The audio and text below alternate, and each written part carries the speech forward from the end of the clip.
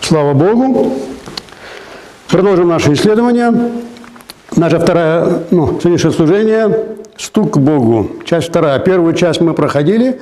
Я вам ее очень кратко повторю, чтобы мы вспомнили, что мы тогда проходили. Мы говорили о том, видите, вот это интересная вещь. На последнем служении мы говорили о том, что Сын Божий находится за дверью. Любого проповедника послушаешь, где двое-трое собраны, там и Сын Божий, да? А на самом деле Иешуа говорит, что Он стоит за дверью. Откровение 3 глава, да, и там написано, что Он стоит за дверью, стучится к нам. И у этой двери ручка только изнутри. С улицы дверь не открывается. То есть Иешуа ее не открывает, да? А должны открыть мы. Мы должны услышать и открыть.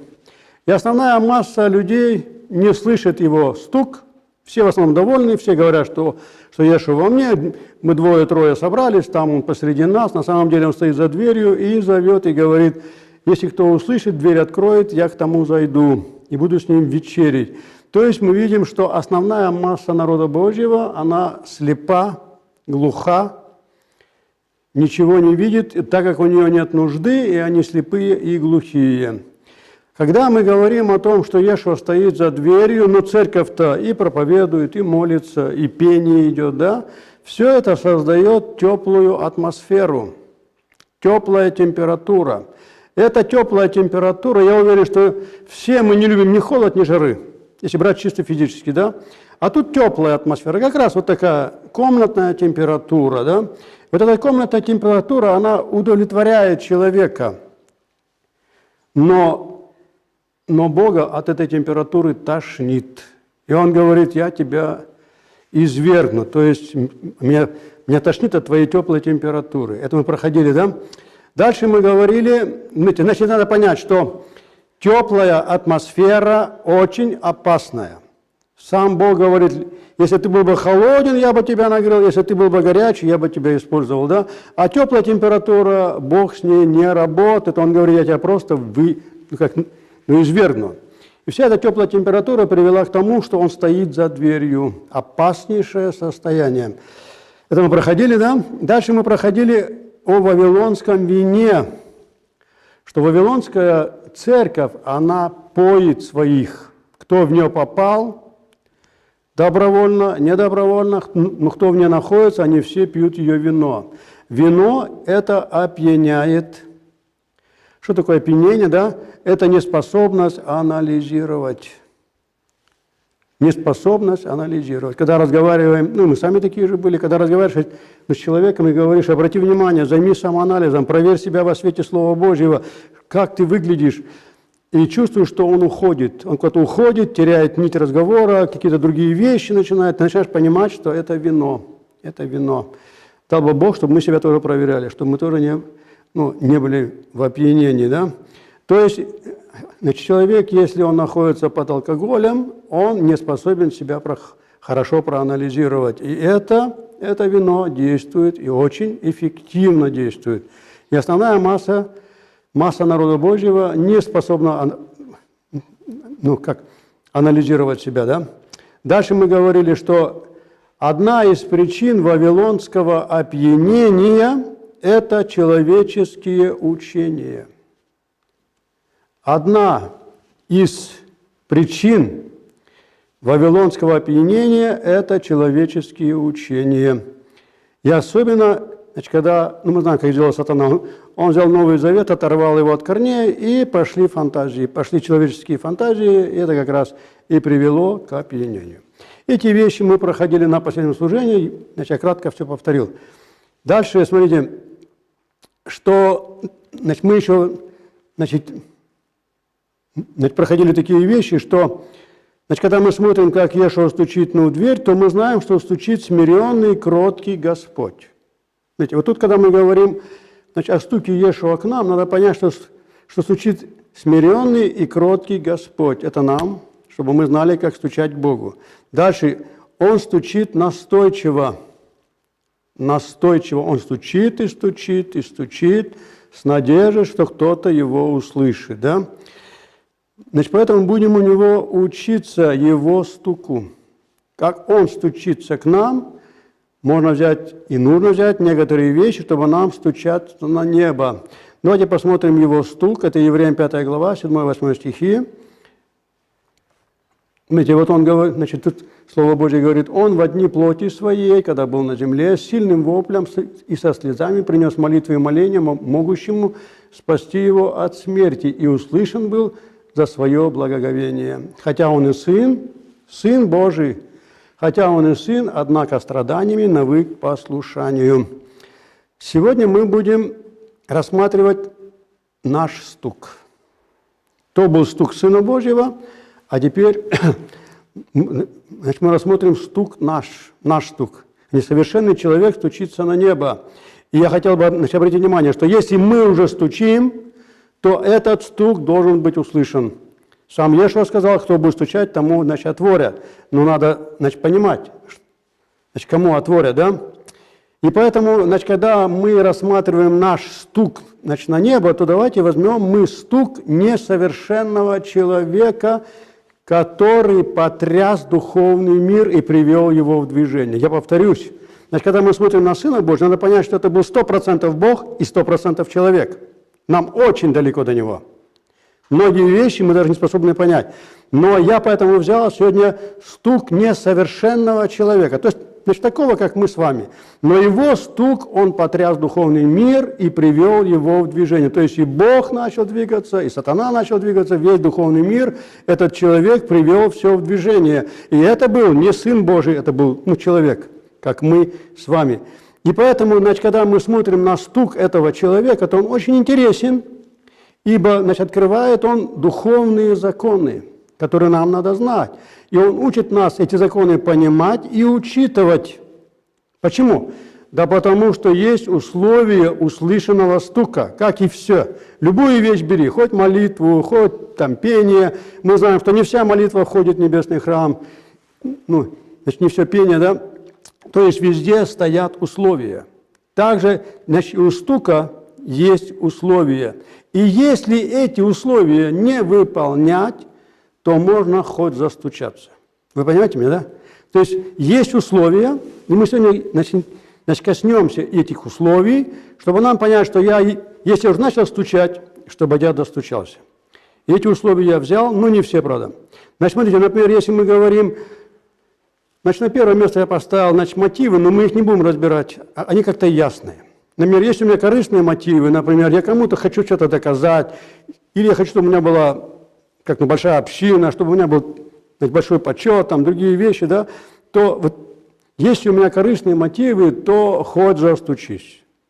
Например, Симон Волх, да, он даже деньги принес, ему сказали, ты иди, вон, кайся перед Богом, может, Бог тебе простит. То есть, если бы Симон Волх начал бы стучать именно в твоем желании, чтобы, значит, иметь такую же власть, то он бы не достучался. Поэтому на первое место, конечно, мотивы. Что ты хочешь? Для чего ты стучишь? Если мотивы корыстные, неправильные, то лучше не стучаться, а разобраться, да? И этим мы сегодня, значит, и займемся. Так как я сказал, что мы обратимся к человеку несовершенному, то я взял стук пророка Даниила. Это вообще интересный пророк, очень высокий пророк, Бог его высоко поднял. И я обратился на стуку Даниила, и для этого я взял главу 10. Глава 10 пророка Даниила. Что интересного у этого пророка, сейчас мы увидим на его подход, на его мышление, на его отношение к Богу. Это вообще, это человек гигант. Но он такой же, как мы с вами. Да? Значит, обратимся к главе 10. Давайте определим, значит, точная дата, когда он стучал. Точная дата, когда он стучал. Это был месяц Нисан. Как раз на Песах, да? Это был месяц Нисан, стих 4 главы 10, да? Это были пасхальные дни опресноков. Видите, да? В 24-й день первого месяца был я на берегу большой реки Тигра. То есть, значит, когда мы главу 10 смотрим, надо понять, что был месяц Нисан, что были дни опресноков. Понимаете, да? И дни опресноков закончились. 3 дня прошло после праздника. Значит, то, что были опресноки, я взял отсюда место, чтобы мне это подтвердить. Это Левиты, 23 глава, 5-6 стихи, чтобы мы поняли, что это были дни опресноков.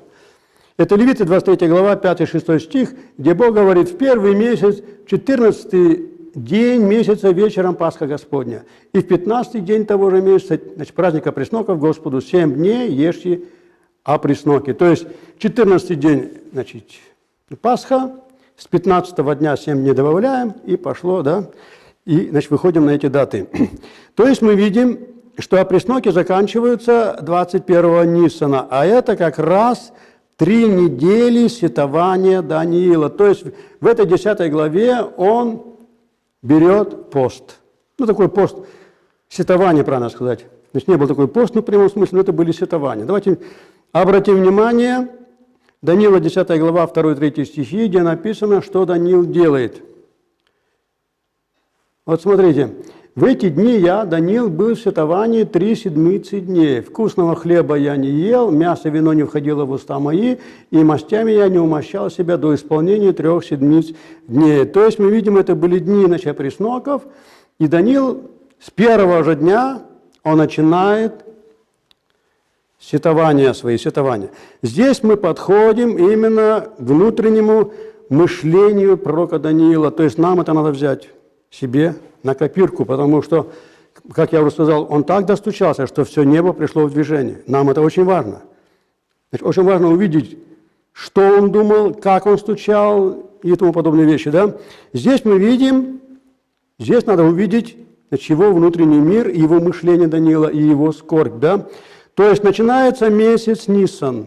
Даниил это хорошо знает. Начинает, значит, в этом месяце будет великий, значит, Божий праздник, Песах, да? Он это знает. Но они находятся в плену. Храм разрушен, народ Божий в плену. Невозможно совершить паломничество в Иерусалим, потому что Бог сказал 3 раза в году, на Песах, на Йом-Кипур и на Сикот.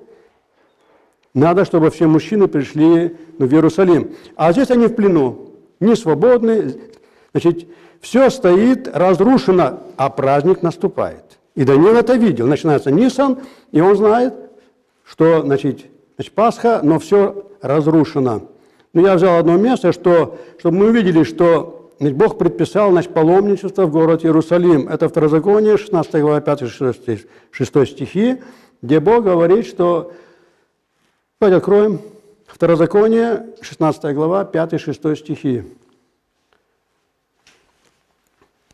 Значит, там Бог говорит, что не на всяком месте делайте Пасху. Знаете, не можешь ты заколоть Пасху, в котором не будет жилище твоих, значит, который Господь Бог даст тебе. Но только на том месте, значит, которое изберет Господь Бог твой, чтобы пребывало там имя Его, заколай Пасху вечером при захождении солнца, в то самое время, в которое ты вышел из Египта. То есть здесь ясно указание, что Пасху заколоть надо было в Иерусалиме, а Иерусалим был разрушен. Иерусалим был разрушен. Только восстанавливался, да? То есть мы видим, что значит, пророк Даниил видит, что наступает великий праздник, а все в запустении. Необходимые жертвы, необходимые вот эти вот атрибуты праздника. И, значит, провести праздник невозможно. Поэтому Даниил впал в сетование. Впал в сетование. Я хотел бы тут сделать такую справку. Значит, мы читали там, что вкусный хлеб. Значит, мы говорим дни опресноков, а там написано вкусный хлеб. Это имеется в виду матца с медом. Это не имеется в виду, значит, кислый, значит, квасный хлеб. Это имеется в виду матца с медом. Как-то был задан вопрос, должны ли мы на все опресноки есть только матцу? Нет. И сладкую матцу можно есть, и мясо можно есть, все можно есть, только квасный хлеб нельзя было есть, да? То есть на дрожжевое был запрет, а остальное ты можешь есть, лакомиться, делать, что хочешь, делать, что хочешь. То есть, вот, знаете, но здесь обратим внимание, значит, повторюсь, да, что думал Даниил? Он думал примерно так. Значит, идет праздник выхода народа Божьего, значит, из Египта, а вокруг такое разрушение, и праздник невозможно провести как должно. То есть у него была боль по делу Божьему. Вообще, когда мы смотрим на Даниила, у него была все время боль по делу Божьему. Даниил, 9 глава, 2 стих, давайте откроем. Там написаны такие слова, смотрите, Даниил это был совсем другой человек. Вот смотрите, вот возьмем его мышление, вот этого, значит, великого пророка. Значит, пророк Даниил, 9 глава, 2 стих, другое место возьмем, другое событие. Смотрите, в первый год царствования, значит, его я, Даниил, сообразил по книгам число лет, о котором было слово Господне к Иеремию пророку, что 70 лет исполнится над опустошением Иерусалима. То есть он все время смотрел, значит, слово сравнивал с тем, что происходит вокруг него. И вот тут мы видим, что он, значит, вычислил, что 70 лет уже заканчиваются, а ничего не происходит. Понимаете? То есть он все время сравнивал Слово Божье с окружающими событиями. Да? Это был такой Даниил. Он конкретно смотрел, почему Слово Божье не исполняется. Он конкретно смотрел, почему, значит, та или та проблема. И он все время стоял на основании Слова Божьего. Он ревновал о деле Божьем и о народе Божьем. Здесь давайте мы увидим нашу ситуацию. Вот наша ситуация, смотрите, наша ситуация. Мы живем в дни нового человека. Мы живем в то время, когда Бог заключил договор со вторым Адамом. Где этот новый человек?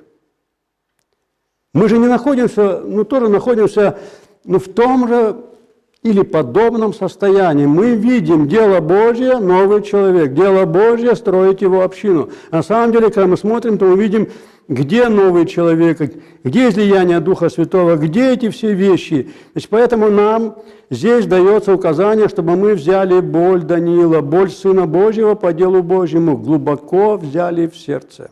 Даниил это взял. Моисей брал это, Даниил брал, там Павел брал.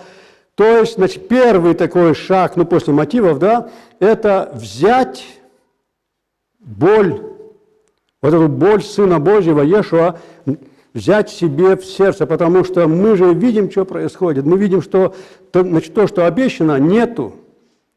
И никто об этом не ревнует, потому что все довольны, как мы размышляли, да, на последнем служении, все довольны, все говорят, разбогател, я богат, а на самом деле нищие, нагие, Иешуа стучится, и это почти мало кто видит. Значит, первый фактор – взять боль, вот как Даниила взял, да, взять эту боль себе в сердце.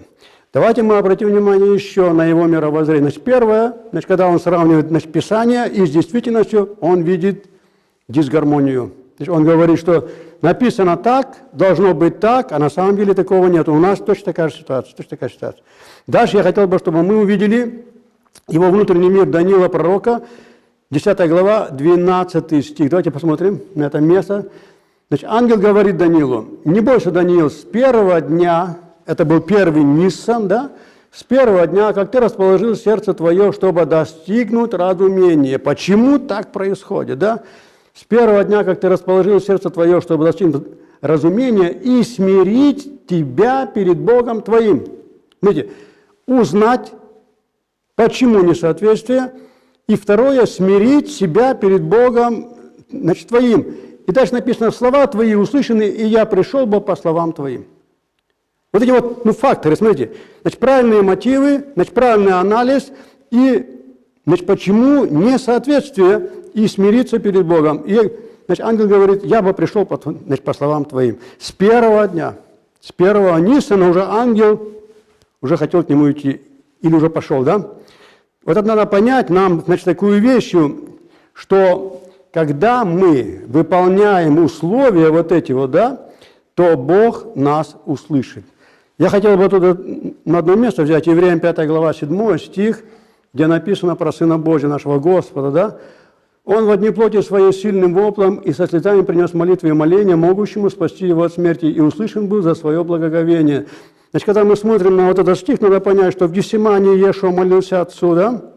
На Голгофском кресте он молился, и еще раньше говорил: значит, Отче, пронеси мимо меня эту чашу, но чаша не прошла. Можно сделать вывод, как будто Бог не услышал. На самом деле Бог его услышал, просто чаша не прошла. То есть надо понять, что когда самое главное в стуке или самое главное в молитве, чтобы Бог тебя услышал, но если Он не сделает, как ты это просишь, главное, чтобы Он тебя услышал. Понять?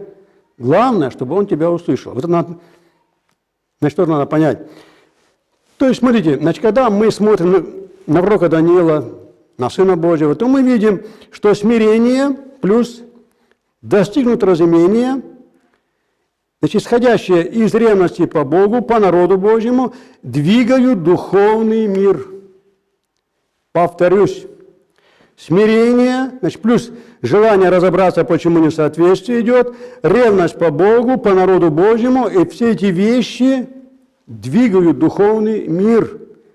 Как тут написано, слова твои услышаны, и я пришел бы к тебе уже на первый день.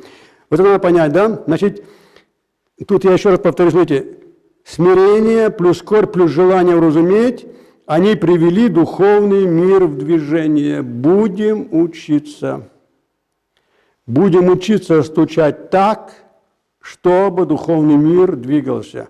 А не так, Господи, да будет воля Твоя, и все. На самом деле воля Его, например, вот Даниил увидал, что воля Его, чтобы народ вышел из плена, а народ находится в плену. И он что делает? Он сообразил, начал стучаться к Богу. Несоответствие. Ты что, Господи? А ты же веришь своим словам, а тут несоответствие, да? Рассмотрим это движение. Значит, мы говорим, что вот эти вот факторы, значит, они двигают духовный мир. Давайте рассмотрим, как он двигается, этот духовный мир. Что происходит? Что происходит, да? Вот смотрите, рассмотрим это движение. К Даниилу посылается ангел в льняной одежде.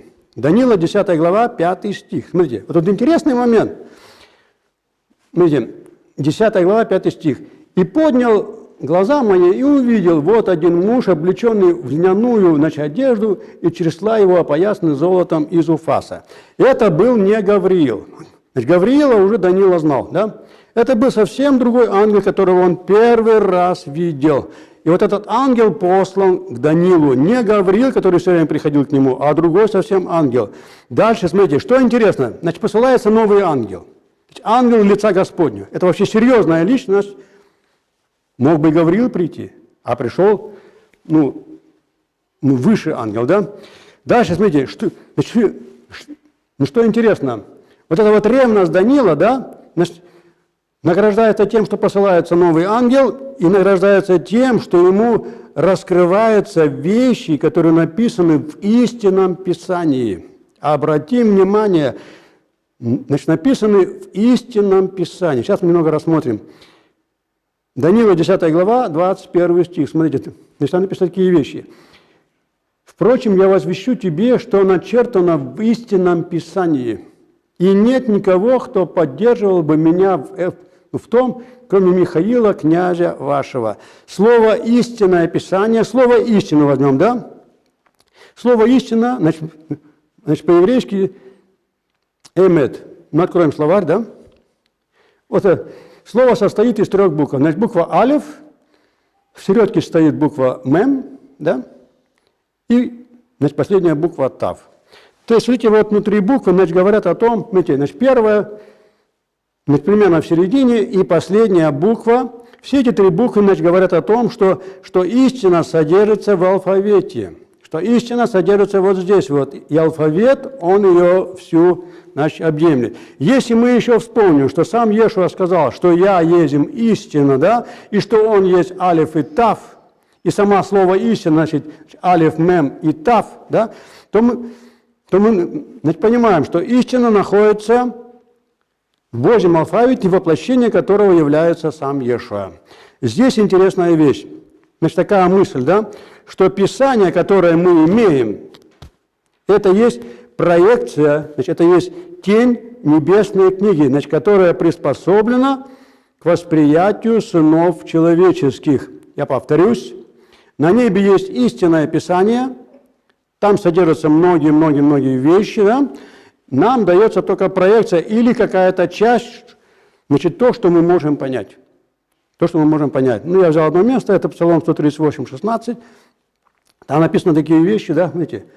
«Зародыш мой видели очи твои, в твоей книге записаны все дни для меня назначенного, когда я ни одного из них еще не было». То есть его еще и не было, или нас еще не было, да? Все наши дни от рождения и до смерти, все наши мысли, слова, все записаны в этой книге. Но там еще и плюс события мирового, значит, масштаба. То есть там, эта книга, она находится на небесах. И, значит, Бог иногда дает, значит, какую-то часть людям воспринять. И, значит, когда мы говорим о пророке Данииле, да, то события, которые, значит, ему будут раскрыты, да, Значит, они исходят со страниц истинного Писания, значит, которое находится в Вышнем мире. В Вышнем мире. Смотрите, Бог открывает ему не просто пророка там Иеремию, там Исаию, знаете, а Бог открывает ему вещи, которые находятся в истинном Писании, то есть вне нашего, значит, Писания. Бог оттуда дает ему, значит, Даниилу, значит, что-то увидать, да? И мы видим, как высоко Бог поднял Даниила. Как высоко Бог его поднял. Я взял одно место, значит, Иезекииль 28:3. Давайте откроем это место, чтобы нам понять. «Вот ты, премудрый Даниила». Значит, выше говорится о сатане, да? «Вот ты, премудрый Даниила, нет тайны сокрытой от тебя». Но Бог ставит Даниила в пример. Вот ты даже умнее Даниила, понимаете?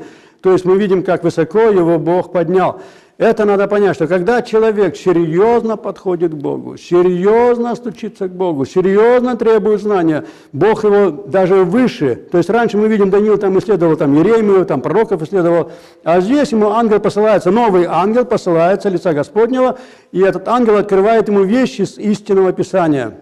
Вы понимаете, да? То есть мы видим, что очень высоко поднят человек. Ну давайте вернемся к его стуку Даниила, да? То есть мы должны понять, смотрите. Значит, когда мы говорим о стуке, надо брать примеры, значит, потому что там заложены законы, действия на духовный мир и законы воздействия духовного мира на меня. И вот один из законов, значит, как мы говорили, значит, боль по делу Божьему, серьезное желание разобраться, смирение перед Богом, и это все вещи двигают духовный мир. Только это есть это так, если там заложено все мое естество, да. Дальше вернемся к стуку Даниила. Посмотрите, значит, Даниила 10 глава, 12-13 стихи. Видите, давайте исследуем эти места. Здесь так написано. Значит, ангел говорит Даниилу: «Не бойся, Даниил, с первого дня, как ты расположил сердце твое, чтобы достигнуть разумения и смириться перед Богом твоим, слова твои услышаны, и я пришел бы по словам твоим». То есть первого Нисана он уже пришел бы, да? «Но князь царства персидского стоял против меня 21 день. Но вот Михаил, значит, один из первых князей, пришел помочь мне, и я остался там при царях персидских». Интересное место, да? То есть мы видим, что Даниил начал цитование с первого Нисана, значит, ангел был в этот день уже, значит, послан, но князь царства персидского стоял против него 21 день. То есть 3 недели, которые, значит, Даниил там цитовал, значит, князь персидский стоял и тормозил, и блокировал движение вот этого высокого ангела лица Господнего. То есть Даниил сделал все правильно. У Даниила проблем не было, было все правильно сделано. Но ответы в эти 3 недели он не получил. То есть, значит, проблема лежала не в нем, а лежала в другой сфере. Я хотел бы тут нам напомнить одно место, значит, Лука 18 глава, 1 стих. Если мы уже будем стучать, надо все учитывать, да? Значит, Иешуа говорит им притчу о том, что должно всегда молиться и не унывать. То есть есть вещи, которые мы не понимаем. И мы не знаем их. Вот Даниилу, значит, Бог открывает, что проблема находилась не в нем, а находилась в другой сфере. Обратимся к ситуации Даниила. Смотрите, князь персидский – это не человек. Это есть, значит, ангел народа-правитель. Я повторюсь, что это ангел народа-правитель. Смотрите, значит, у сатаны есть структура, подобная Божьей структуре. Сатана все время копирует Бога. И то, что есть у Бога, то есть и у него. Если я говорю, что это ангел, народоправитель, то, значит, у Бога, то есть он скопировал Бога. А у Бога тоже над народами стоят свои ангелы. И вот над народом Божьим стоит, значит, князь Михаил. Он есть князь народа Божьего. Это Даниила 10 глава, 21 стих. Мы уже читали, но еще раз посмотрим, да? Где написано, что Михаил – князь ваш, да?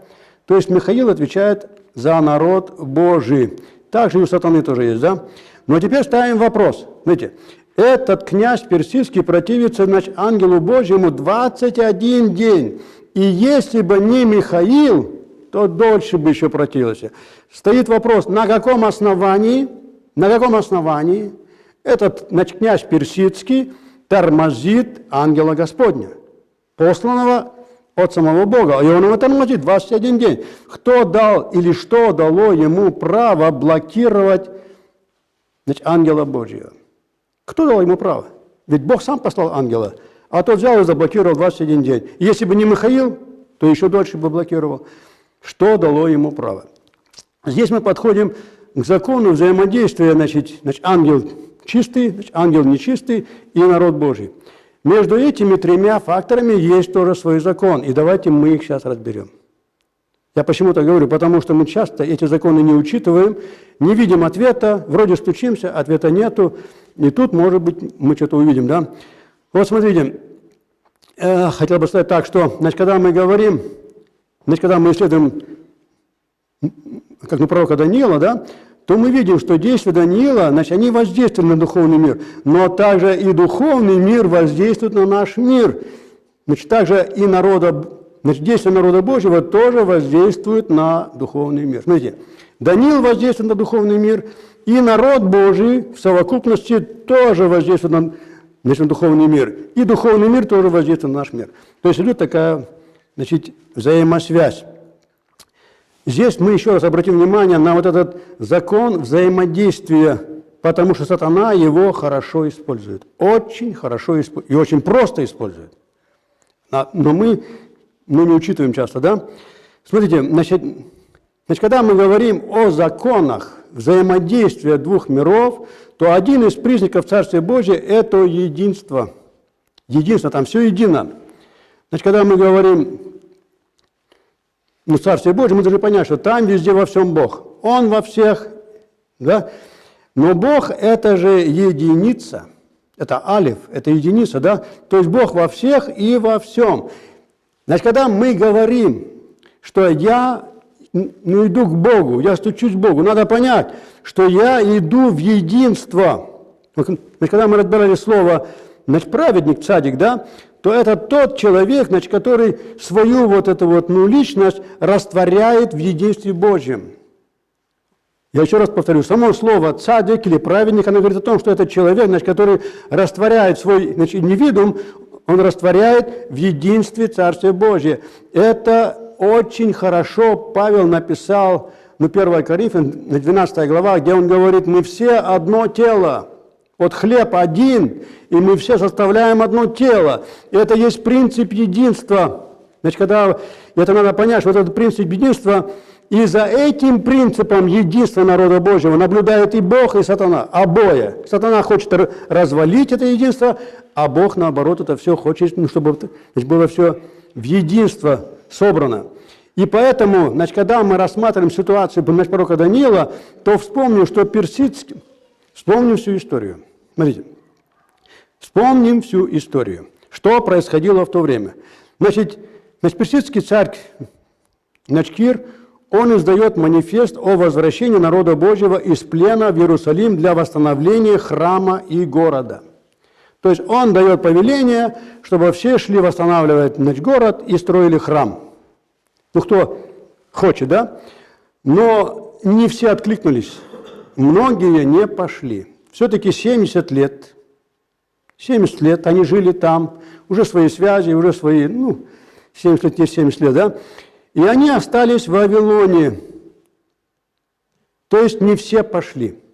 Не все пошли. И вот смотрите, из-за нерадивости народа Божьего единство народа нарушено. Кто-то пошел, кто-то не пошел. Понимаете?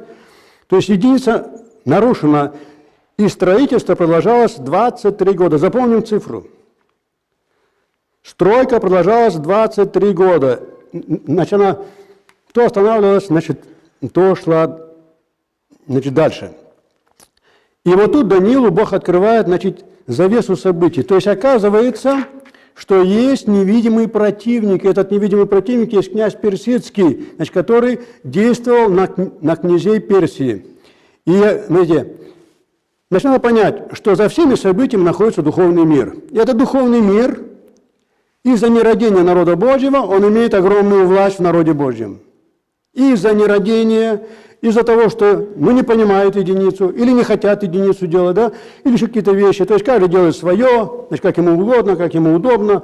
И, значит, значит, из-за этого духовный мир имеет огромную власть, я имею в виду падший. Если есть единство, то значит, Божий мир. Если единство нарушено, то падший мир. И мы видим, что еще интересно, что князь Персидский получил силу и применил эту силу во дни опресноков. Видите, во дни опресноков, он мог бы и раньше, конечно, но во дни опресноков было очень серьезно вот это все явлено, да. И вот тут я хотел бы сказать, что когда мы говорим, что вот эти все праздники, или вот святые вещи все, да, или шаббат, или какая-то вещь, или какая-то персона святая, там Аарон был просто человек, потом стал священником, то он просто был человек, с ним можно было, может что-то сказать ему, да, а как стал священником, он стал святым, все.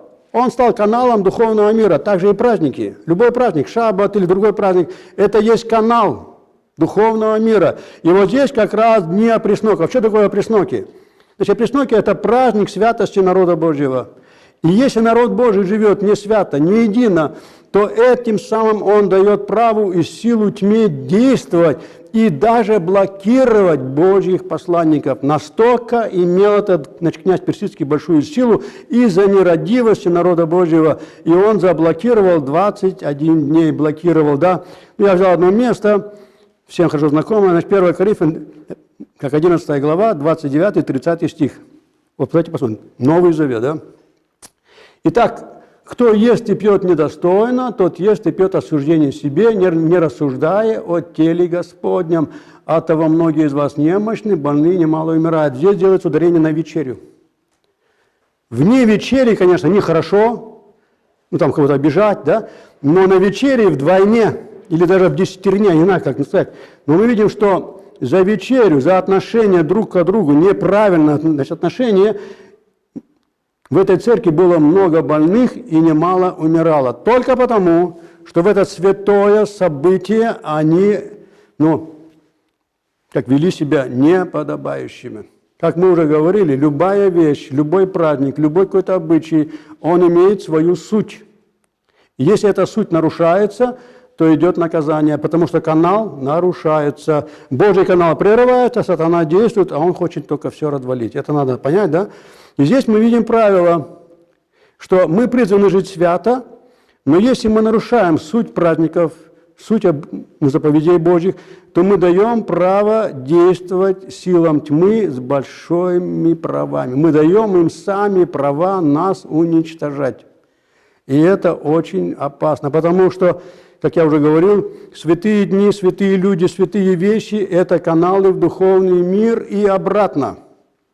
То есть, если я соблюдаю суть этого праздника, или какой-то, то Бог действует. Если я нарушаю, то действует сатана. И сатана может блокировать. Я могу, может быть, годами просить что-то там, правильно просить, но не соблюдая и не понимая вот эти вот вещи, святость этих вещей, я даю право сатане действовать, и он блокирует все. И ты просишь и думаешь, Господи, где же проблема? А может, проблема как раз вот тут и есть, что ты не знаешь эти вещи, да? Давайте мы еще раз пойдем, пророку Даниилу, да? Смотрите, из-за нерадивости народа Божьего князь противодействовал 21 день. 21 день, смотрите. Но к Даниилу, ангел пришел на 24-й день. Где эти 3 дня? Что делал он? Ведь там же все. Князь Персидский уже отошел, он мог бы прийти, а он еще 3 дня не приходил.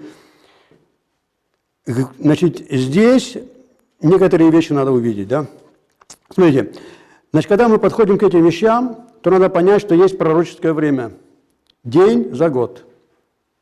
Есть пророческое время день за 1000 лет, но есть пророческое время день за год. День за год. Я взял несколько мест. Это числа 14 глава, 33-34. Тут очень тоже интересное место. Числа, 14 глава, 33-34. Смотрите. «Сыновья ваши будут кочевать в пустыне 40 лет, и будут нести наказание за блудодейство ваше, доколе не погибнут все тела ваши в пустыне. По числу 40 дней, в которые вы осматривали землю, вы понесете наказание за грехи ваши 40 лет, год за день, дабы вы познали, что значит быть оставленным мною». Еще одно место я взял, Езекииля 4:6. Там такая же мысль. Смотрите, И когда исполнишь это, то вторично ложись уже на правый бок, и 40 дней неси на себе беззаконие дома Иудина. День за год я определил тебе. То есть мы видим пророческое время день за год. День за год. Если мы смотрим на пророка Даниила, то видно, что из-за нерадивости народа Божьего строительство затянулось на 23 года. Это с 539 по 516 год до рождения Христова. Да? И тут надо понять, что из-за их нерадивости стройка затянулась на 23 года. И хотя князь Персидский уже через 21 день уже отошел, да, но к Даниилу ангел пришел 24-го Нисана, то есть учитывались эти дни нерадивости, эти годы нерадивости учитывались. Да? И надо понять, что вот эти 2 дня блокировки ангела, значит, исходили не от сатаны, а исходили от самого народа. Там князь Персидский блокировал, а эти 2 дня сам народ Божий заблокировал. Он не пришел, пока не исполнилось время наказания. Понимаете? Вот он пришел бы, все, сатана отошел, а еще вот эти дни наказания, и вот эти дни он, значит, выдерживал. Вы понимаете, то есть мы сами можем своими неразумными поступками блокировать все. Сатана может блокировать, а мы можем и сами, даже без сатаны, можем блокировать, если мы не понимаем эти законы и эти принципы, нерадивость наша. Да? То есть обобщим. Чтобы наш стук был услышан, надо, чтобы была ревность по делу Божьему. Дальше, чтобы было единство народа Божьего. Дальше, чтобы было смирение, жажда уразуметь, значит, причины несоответствия. Почему? Третье, настойчивость. И я еще одно место взял. Смотрите, если мы, вот наши неразумные дни, мы будем считать за год, то нам и 100 жизней не хватит.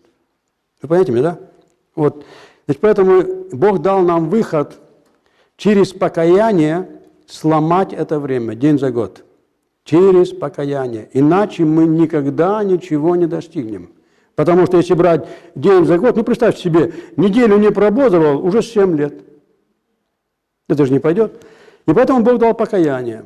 И вот это покаяние, то есть мы должны к нему не привыкать, а мы должны его использовать правильно. Например, если я вижу цель, я к этой цели иду, я вижу, что где-то что-то я упал, покаялся, но иди дальше. Потому что, значит, покаяние – это возвращение к Богу, вы понимаете, да? Это не просто, Господи, каюсь, а именно вернуться к Богу. Вернуться к тому, значит, пути, куда ты идешь. И, значит, на этом я хотел бы сегодня закончить. Да поможет нам Господь, да? Аминь. Аминь.